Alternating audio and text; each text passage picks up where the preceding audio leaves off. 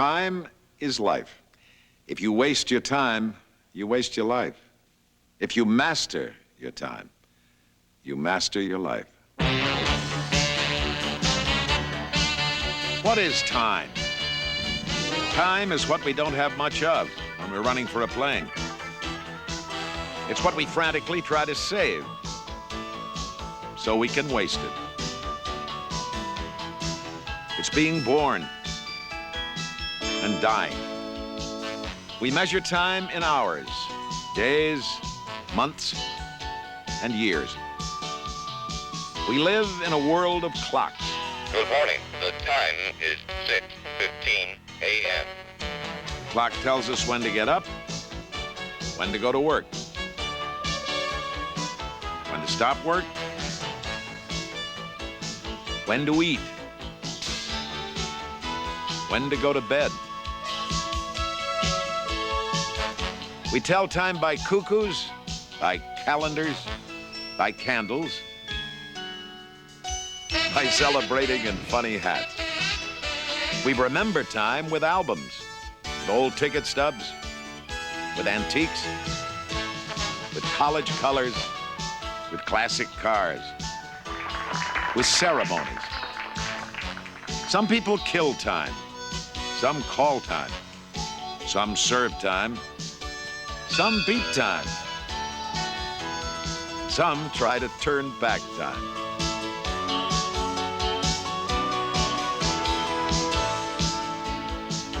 And all too often in this frantic world we live in, time is something we never have enough of.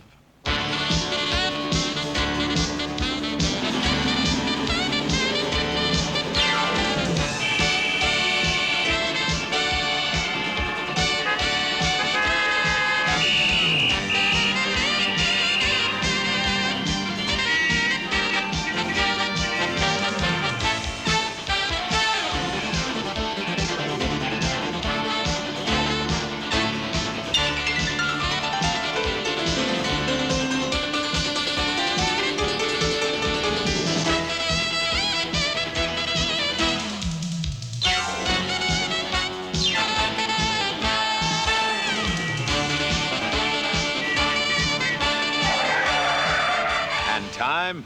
Well, it's something we must escape from time to time. Escape and think about in whatever quiet limbo we can find in our busy worlds, because most of all, time is life. It's irreversible and irreplaceable.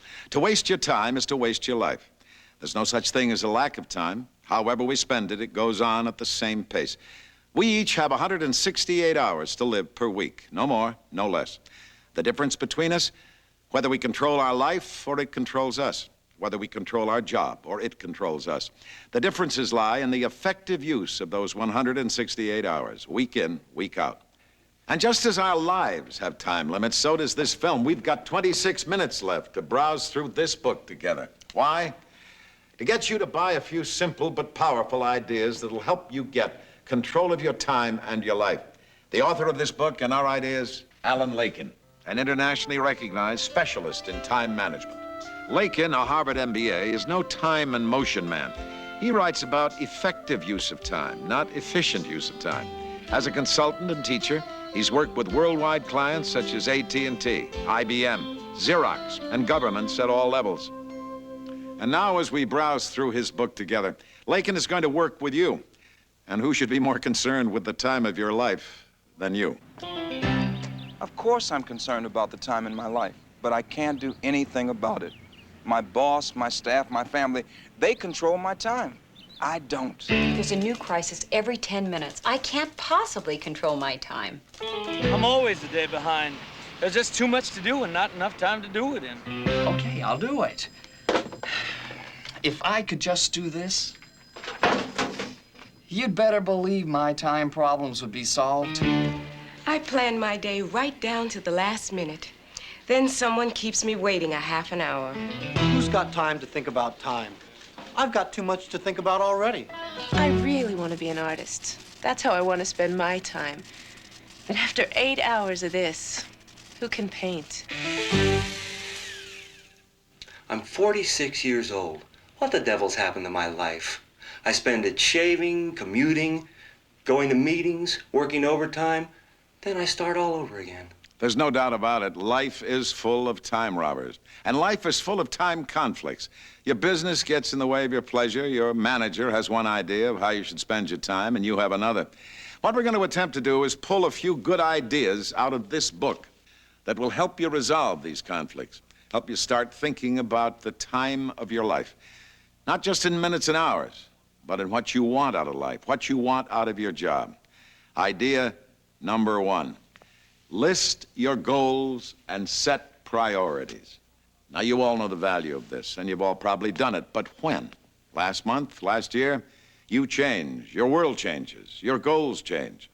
You need to do this constantly to be sure you're spending your time on things that are important to you. So tonight, or right after you see this film, start by answering these two questions. What are my long-term goals? What are my goals for the next 6 months? Now, we suggest you answer these questions twice. Make a lifetime goal list, what do I really want out of life?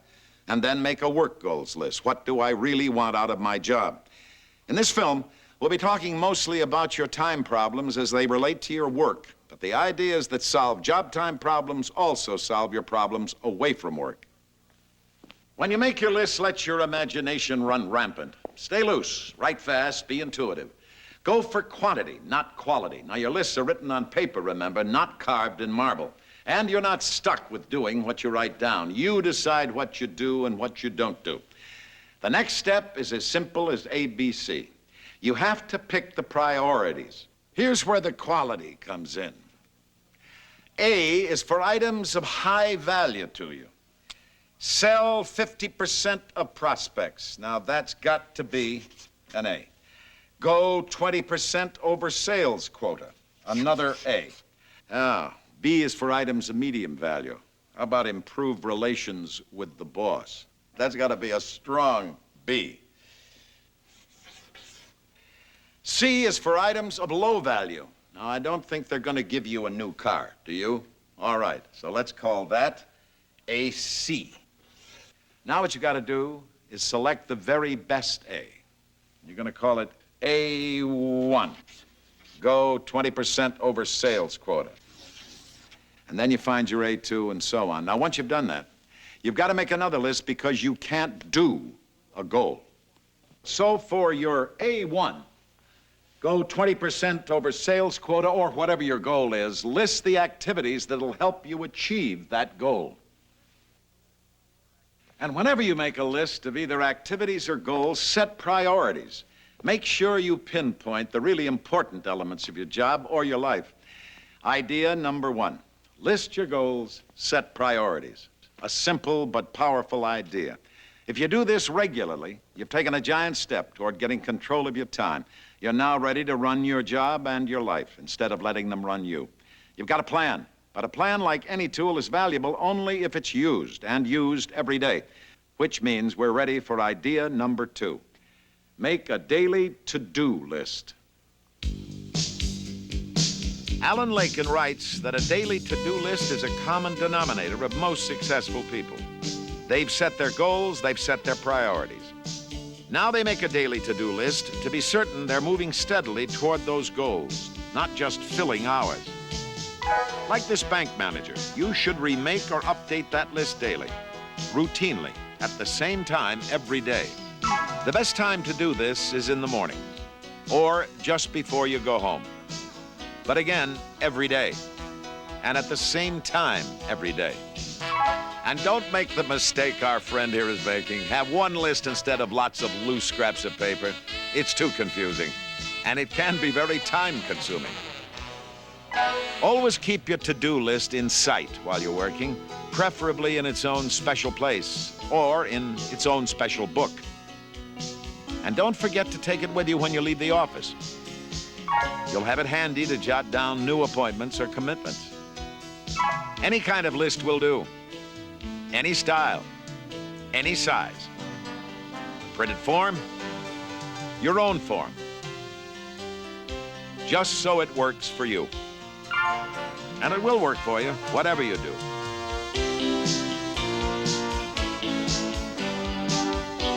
But a list is not enough.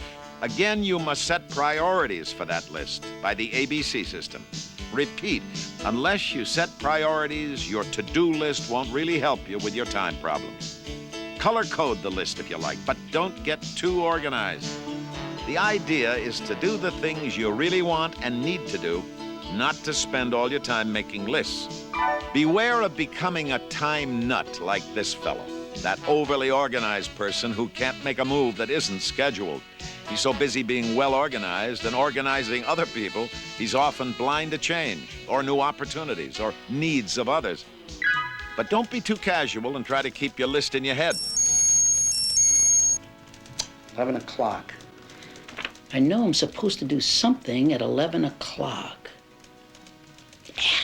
Mental lists are rarely successful. Stick with written lists. But remember, it's not crossing out items on that list that's important. It's making better use of your time. And before you even consider doing anything yourself, see what task you can delegate or talk someone else into doing. Use your to-do list when you schedule your time. That'll prevent you from filling up your time with low-priority appointments and tasks. And don't fill up every minute of the day with projects or appointments. Would you like me to send in your 2 o'clock appointment or your 3 o'clock appointment? Oh. You're bound to get behind if you do. Let me, why don't we, And go home feeling frustrated and guilty. Why don't you, pick one? Give up waiting time forever. View being kept waiting as a gift of time. Do something on your to-do list. Read an article you've been wanting to read. Study those sales figures. Read a book on time management. You say you have no time to learn French? Why not listen to tapes while getting ready for work? Or take that self-improvement course while commuting. Make inroads on your to-do list every chance you get. But whatever you do, don't do what our friend here is doing. Start with A's, not with C's. Time out. Hold it right there. What's your trouble, friend? Start with A's, not with C's. Sometimes that's not possible or practical. It's always possible and generally practical. Prove it. Now look, it was 10 minutes to 12. I have a lunch date. I can't do any of my A's in 10 minutes. So I got rid of a C. Looks like you got rid of a lot of C's today. I had a lot of 10 minutes between interruptions. Look, you're not alone. Most people do too many C's. They're easy, they're fast, they make you feel you're really accomplishing something. Yeah, but it's Monday. A tough day for appointments. I get my juices going for the week by getting a lot of the junk out of the way. Monday's a junk day, huh? I've always said Mondays are a tough way to spend 1/7 of your life. You could say it another way. When you waste Mondays, you waste 1/7 of your life. You can't justify clearing your desk of C's by saying you're getting them out of the way so you'll be free for your A1 later. Sometimes later never comes. That's why Lakin says start with A's, not with C's. Look, I care about my job, and I think I'm pretty motivated, but it's tough to find enough time to do all my A's. Don't kid yourself. It's because you're doing all those C's. You simply don't have any time for A's. Resorting to desk neatening and turning out gobs of trivia might provide temporary satisfaction, but it's a mirage. You're not getting jobs done that are important to you. C's can't be all bad. I've got so many of them. 80% of everything in the world is a C. But it doesn't follow you should be spending 80% of your time on them. Just the opposite. Concentrate on the 20% that are of high value to you. 80% of sales come from 20% of your customers. 80% of production is in 20% of your company's product line. And 80% of your telephone calls come from 20% of your callers. You know my wife? I know it's important not to get bogged down in low-value activities. Focus your time on the 20% where the real action is. Take a salesman. Most salesmen could benefit substantially by weeding out 20% of their customers in terms of present and potential value. You know my wife and my customers. Look, though, you can never tell about a customer's potential. They're all important. Of course they are. But 80% of the potential is still only 20% of the prospects. So don't keep low-value customers just because they're safe and sure and friendly and time-consuming. You need that time. Take the risk you must take to succeed, whether you're a manager, a trainee, salesman, or an actor. Spend your time working on A projects, A accounts, A jobs, A roles. Go through your contact files and pending files at least once a month. Throw away at least one low-dollar prospect or customer or project. And remember, maybe last year's A may now be a C. Upgrade and downgrade constantly. Don't spend your precious time through habit. Rather than thinking, I have to do this C, get in the habit of thinking, maybe I don't have to do this C. Which brings us to idea number 4, Lakin's question, what's the best use of my time right now? What is the best use of my time right now? Golf. If you answer seriously and golf is the answer, it may very well be the best use of your time. But you can't play many holes in that 10 minutes you had before lunch. Lakin's question is simply a tool. You should use it quickly and spontaneously as many times a day as you need it. It helps you make the minute-to-minute decisions you have to make. It's particularly useful to get you back on track after interruptions. You're saying that doing my C wasn't the best use of my time? You're the one who labeled it a C, not me. Why waste time on it if you have an A to do? Even 10 minutes of thinking quietly about that A has to be more useful. Ask yourself the question, what will happen if I don't do this C? And if the answer is nothing, don't do it. But sometimes my C is my boss's A. Then the answer obviously isn't nothing. Sometimes your boss's request, however, dies a natural death, and give it an aging period. If it doesn't die, do it. Don't pout over it. After all, the boss is the boss. You can make this kind of a C more palatable by thinking of it in the larger context. Put it in a larger frame. Take a government employee, for example. Now, that's a good one. Some high official may make a ridiculous and time-consuming request, but if you're going to stir up a lot of flack by not doing it, do it. Get it out of the way. Don't waste a lot of valuable time complaining about it. But don't do Cs that don't have this crisis potential. Everything is a crisis at our office. Tasks like bills rarely go from the bottom of the C pile to crisis proportions without some warning. Now, your managers or customers' follow-up requests should tip you off. Lakin puts it this way, if they never ask about it, it's a C. If they write a follow-up note, it's a B. If they phone, it's an A. And if they come in person, brother, it is a crisis. Do you have a C drawer? A C drawer? No. Let's get you one.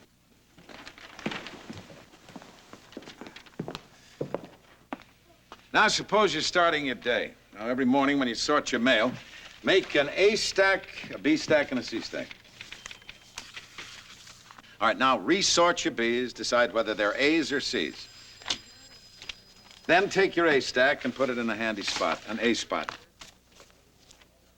All right, now take your C's, put them in a C drawer. That one down there is fine. Out of sight. Forget them? Forget them. If you have a request for a follow-up, you'll know where they are. What happens when the drawer is full? And then you move to another drawer, preferably more remote. After a few months, you throw them away. I could learn to enjoy that kind of paperwork. You'll know the operation is a success if you have to borrow someone else's trash can to get rid of your trash. Oh, whatever you do, remember the most important rule of all about paper and our idea number 5. After sorting, handle each piece of paper only once. Here's a man who doesn't know the meaning of that rule. Handle each piece of paper only once.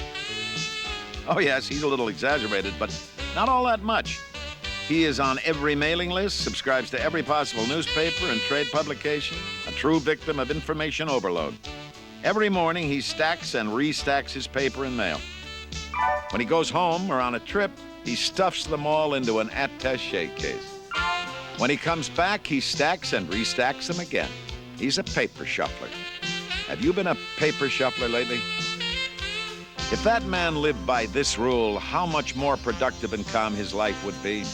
He'd be on top of paperwork instead of surrounded by it. We suggest you live by that rule, too. Control your paperwork instead of letting it control you. Don't pick up a piece of paper unless you intend to do something with it. Don't put it down until you've done something with it. If you really can't take care of it immediately, at least do something to move it ahead. A complaint doesn't go away simply because you hide it for a few days. Dictate a reply immediately. Try to say it in 2 paragraphs. Don't be a perfectionist. Dictate key ideas only. Let your secretary construct the letter. Write answers on incoming mail when you can. Or use interoffice memos with the bottom portion provided for reply. Or use self-sticking notepads for your comments rather than writing a memo. All are great time savers. If you have an assistant, have a talk with him or her on how to cut down paperwork. If you don't have one, have a talk with yourself. Our bet is you can throw out 20% of your paperwork and never miss it. At least another 20% of that paperwork is seed drawer material.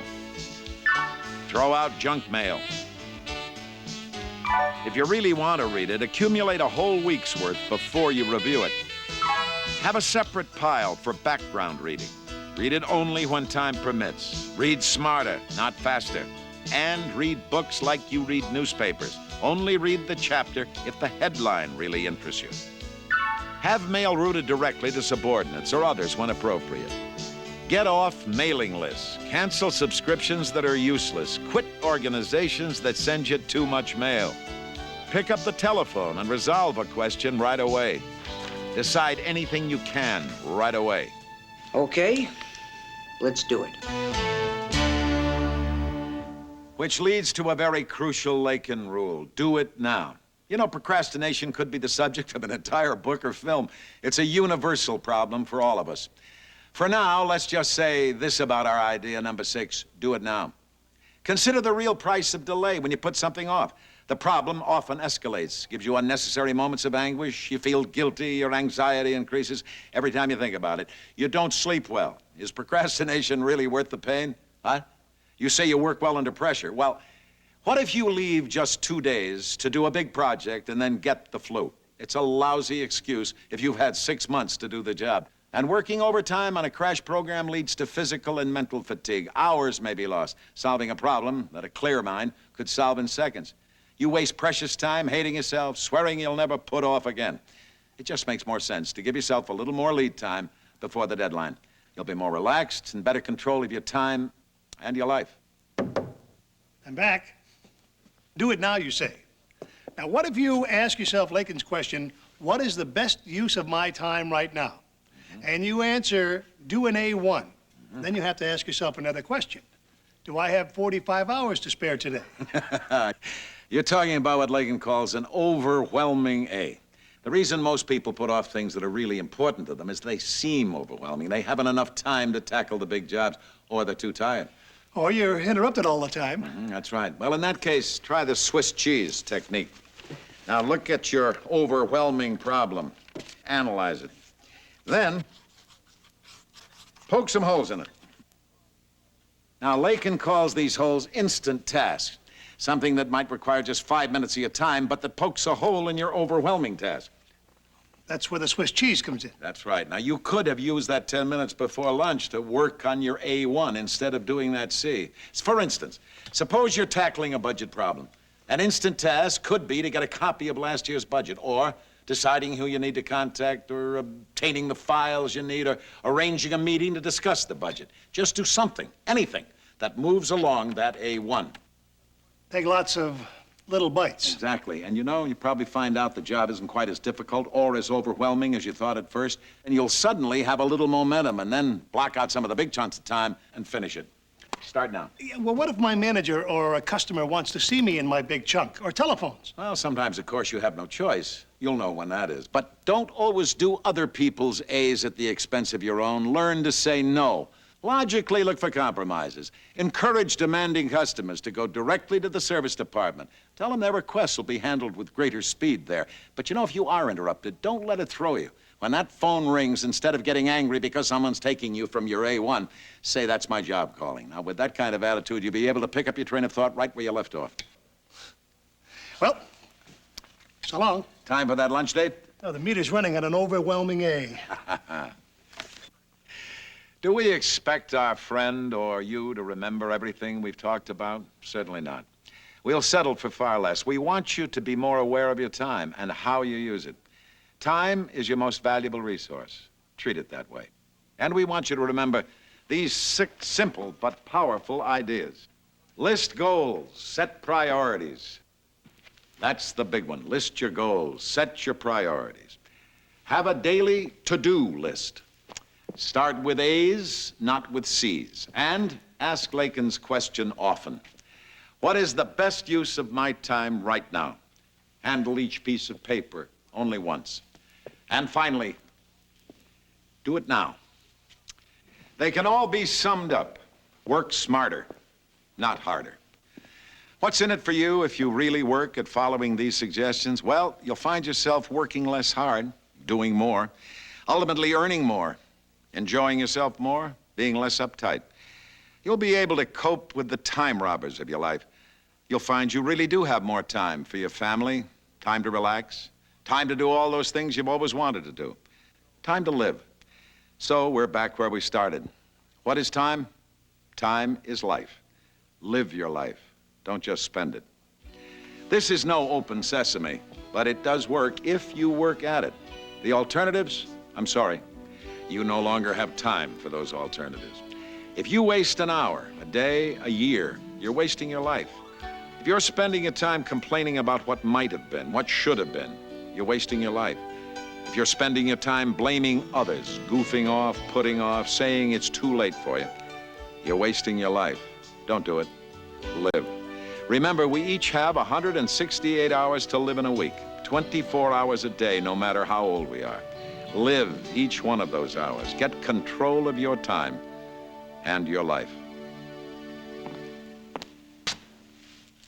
So what's the best use of your time right now?